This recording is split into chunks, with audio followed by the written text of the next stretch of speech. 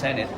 And you're right na we are expecting the NEP to be turned over sometime next month. Hopefully, not too late. But hopefully the NEP turnover will be sometime in August. And then we can proceed with the budget briefings. With regards to the changes that you spoke about, I think marami namang ginawang APRO para manigurado that the budget process is much more transparent.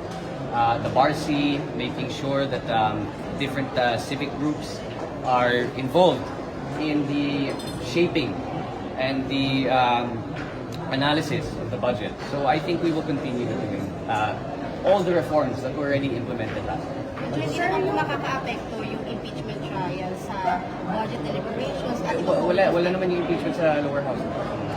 We'll continue doing our job.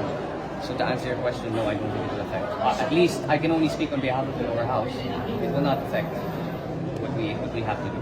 Sir, yung threats lang, sir, yung threats lang